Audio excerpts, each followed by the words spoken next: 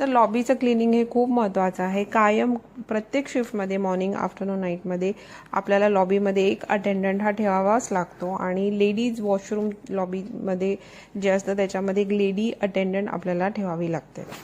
तिसरा पॉईंट आहे public area restroom. त्याला आपण वॉशरूमही बोलतो आणि काही ठिकाणी त्याला क्लोकरूमही बोललं जातं. क्लोकरूम हा टर्म फार कमी वेळा वापरला जातो, पण वॉशरूम आणि रेस्टरूम हा वापरला जातो. Public area washroom must have असा एक मी व्हिडिओ माझ्या चॅनलवर बनवला आहे, तो तुम्ही जरूर बघावा. तर वॉशरूम, क्लोकरूम किंवा रेस्टरूम ह्याच्यामध्ये वॉश बेसिन्स असतात. त्याच्या बाजूला हँडसोप असतो. पाठीमागे WC कमोडवाला एरिया असतो. इंडिव्हिज्युअली लॉक करू शकतो आपण आतून.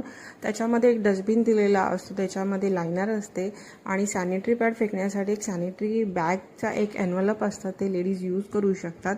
बाहेर आल्यावर हँड ड्राय करण्यासाठी एक मशीन असते, हँड ड्रायर त्याला म्हणतात, आणि एक मोठा डस्टबिन असतो, त्याच्यामध्ये तुम्ही तुमचं गार्बेज फेकू शकता.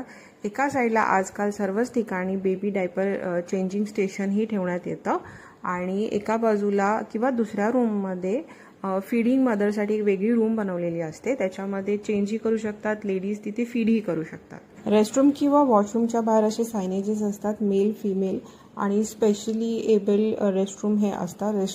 रेस्टरूम हे अशा प्रकारे दिसतात. तर हे असे का बनवले जातात ह्याचंही सायंटिफिक रिझन आहे, ते पुन्हा आपण कधीतरी एका व्हिडिओमध्ये आपण बघूया.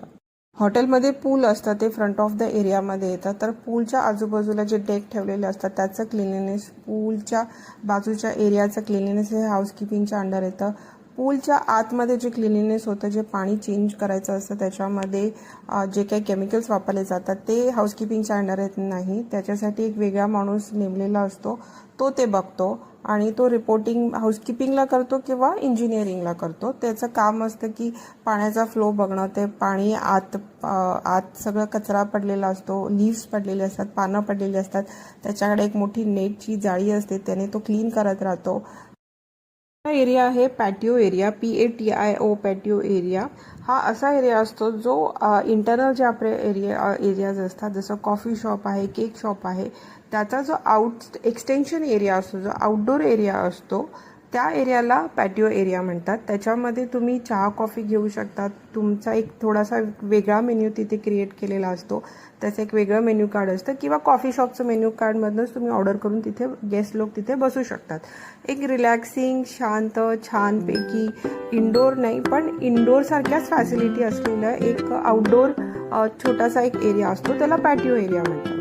नेक्स्ट एरिया आहे मीटिंग रूम. मीटिंग रूमला कॉन्फरन्स एरियाही असं म्हणतात. तिथे क्लायंट आपले किंवा गेस्ट आपले मीटिंग्स घेऊ शकतात.